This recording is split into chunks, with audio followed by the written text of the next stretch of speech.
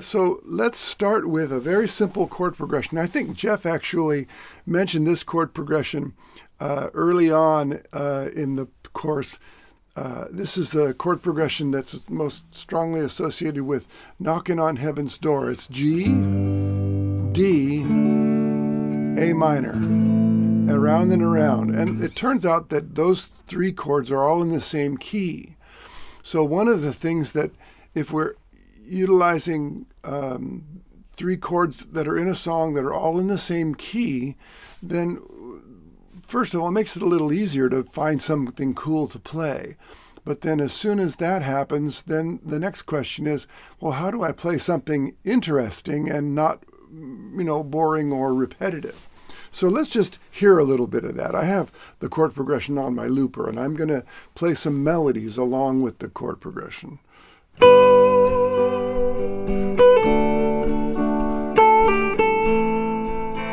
Kind of paraphrasing.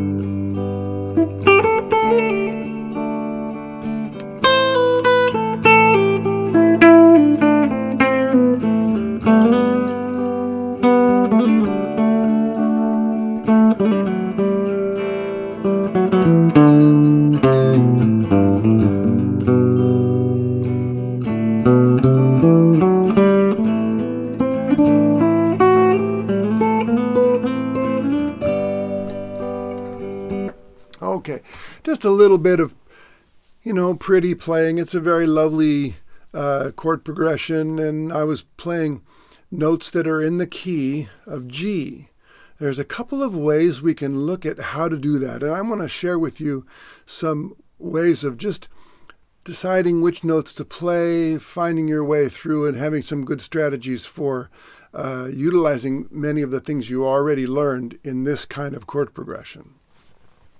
So the first thing that we can do, and first thing I did, was to try and play individual notes that are part of the key that sound good against the chord. There's not a lot of running up and down the scale or playing licks. We're trying to really discover these simple melodic strategies.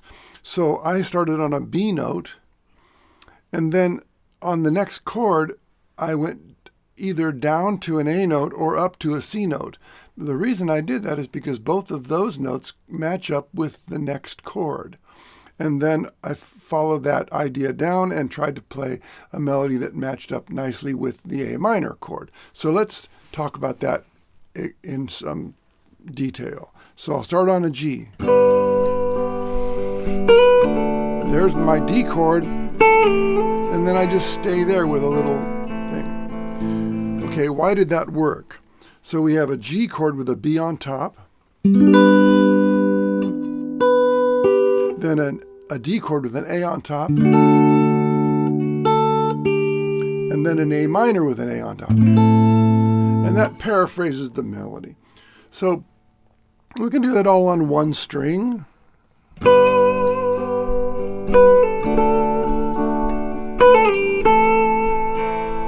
Now let's try it again. We'll start on a G note this time. F sharp for the D, E for the A minor. Now, why did that work? So we have G on the G chord, F sharp on the D chord, and then E on the A minor chord. These are what are called chord tones. You've probably heard about them. Okay? So before we start thinking about, well, what scale do I play over that? Let's think about maybe diving into these chords via the triads that we discussed. So we could look at this G right here, and then this D right here, and then an A minor here. Now inside of those three chord shapes are the chord tones of the chord of the moment. So you can craft a melody based on that. Watch this.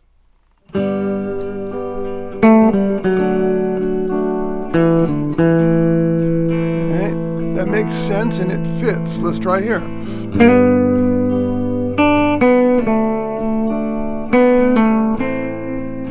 a little bit more exotic sounding, but not very exotic.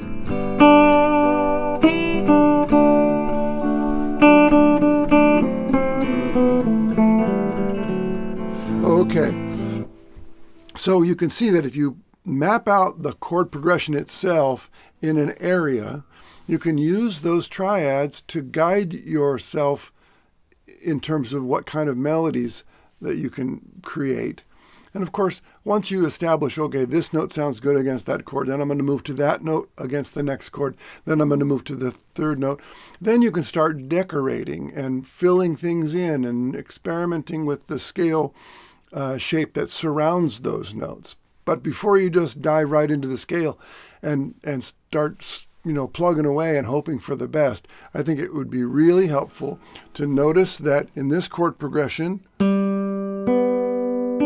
those three notes move very nicely to those three notes, to those three notes. And if we do it in another area,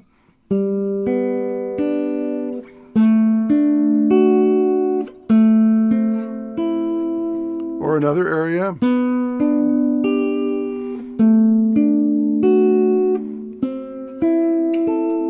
and yet another,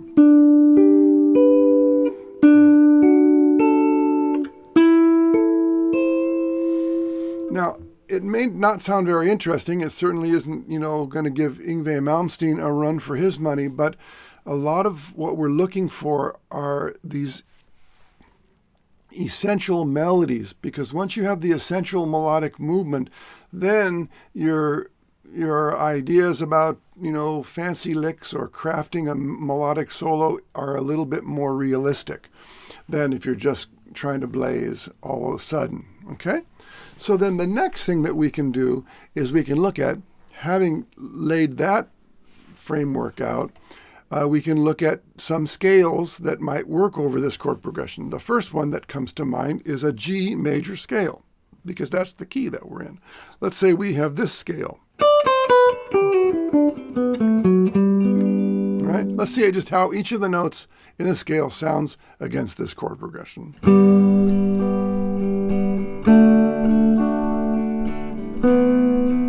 Keep going.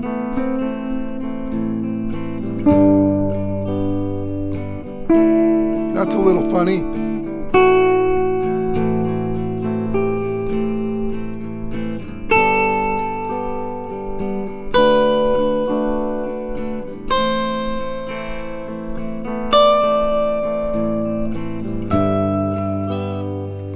Okay, so you could see that while none of the notes sounded absolutely bad, some of them sounded stronger and some of them sounded a little less settled. Now, the answer to that question is, the question being which ones sound strong and which ones sound unsettled, the answer would be the chord tones tend to sound more settled. The notes in the key that aren't in the chord tend to be a little less settled. Okay? We don't want to say good or bad. We just want to see if it's really feeling like it's sitting down in the chord sound. Now, that doesn't mean you can't use those notes. It just means you can't really lay into them and expect them to give you a settled or resolved sound. You can move past them. You can incorporate them in all different kinds of ways. Let's see how just running up and down the G major scale, hopefully with some melodic sensibilities, sounds. 1, 2, 3,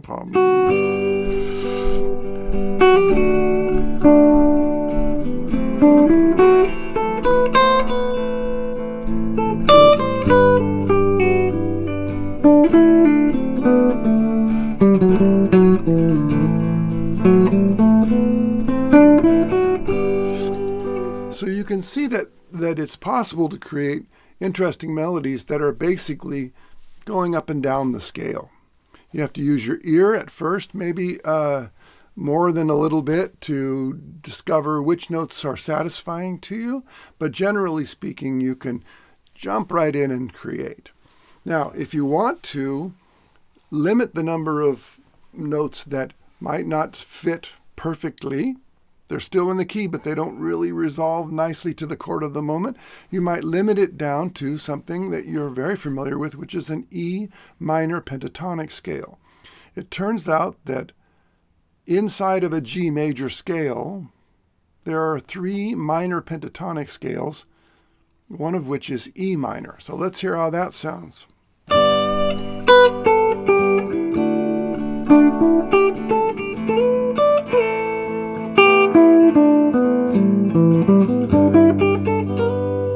Here's a familiar place.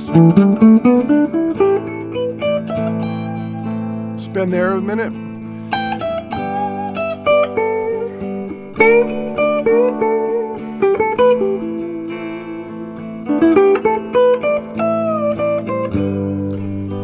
So this is a strategy that's probably the most common for something like this. So if a blues or a rock player was asked to solo on this song, they'd probably discover that they can play the E minor pentatonic, incorporate a lot of their blues licks and typical patterns. Now, by the way, E minor pentatonic is also the same 5 notes as G major pentatonic.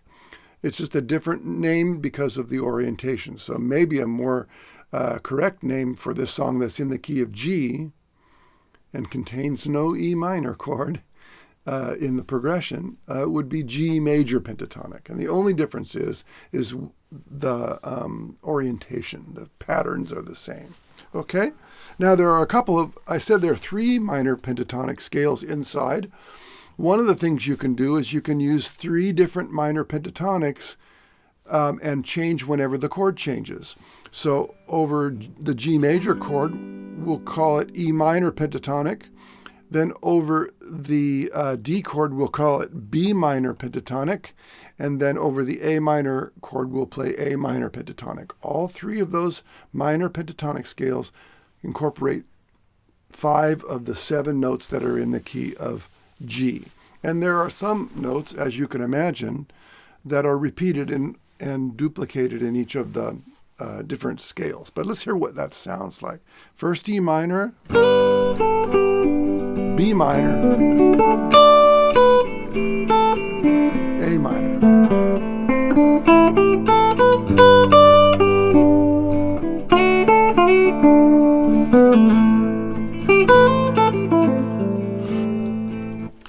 You might say, Tim, if it's all in the key of G, why do I need to bother with these other little fragments of the key of G in order to make music?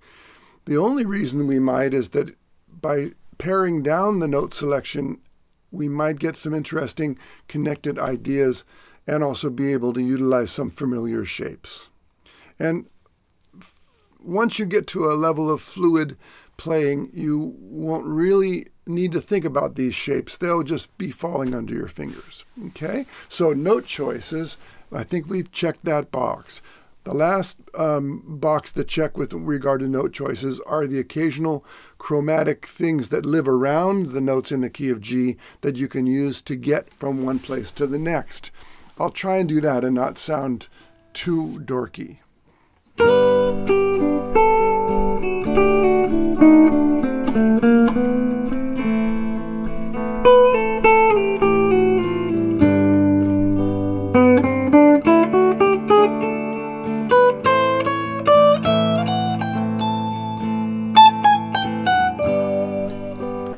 Okay, not my favorite thing, but it's possible if you're clever and if you use your musical sense. Okay, now finally, another element which I'm sure we've spoken about so far is that we want to deal with rhythms. Now, one of the things that can make a plain note selection like G major scale over a chord progression that's in the key of G, one of the things that can make that interesting is by using rhythms, different rhythms, and also using the rhythms in a way that creates form and cohesion. So let me play a little something, and I'll use all the note choice stuff we were talking about, but I'll emphasize a little bit more of this rhythmic quality.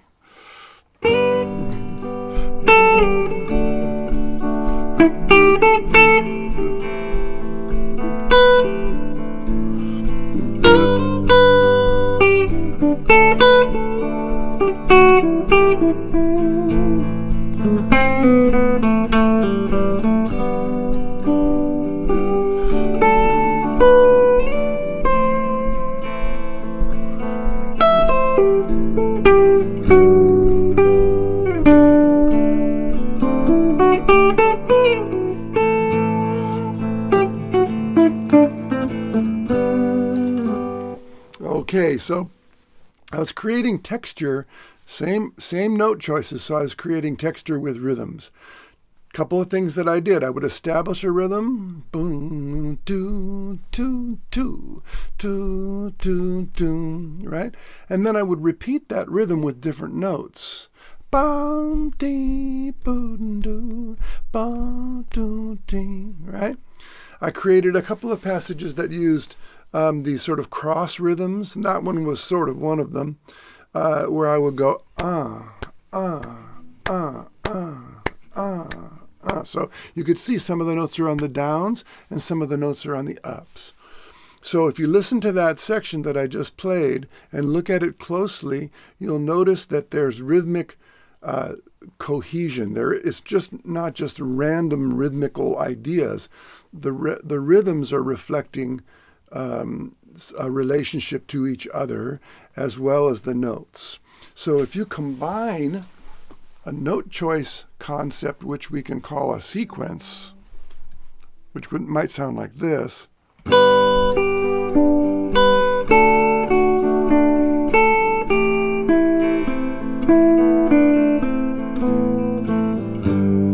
that wasn't a straight sequence, but this ba-do-do, be-dee-da-dum, dee-dee-da-dum, those are another kind of melodic cohesion. Now, if I put rhythms with that,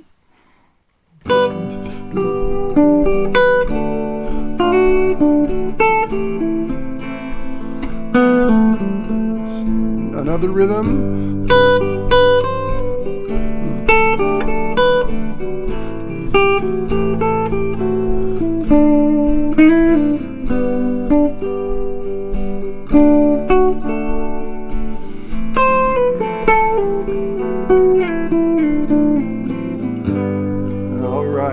and that last little thing that I did is a really common thing to play in this sort of sound world where you play.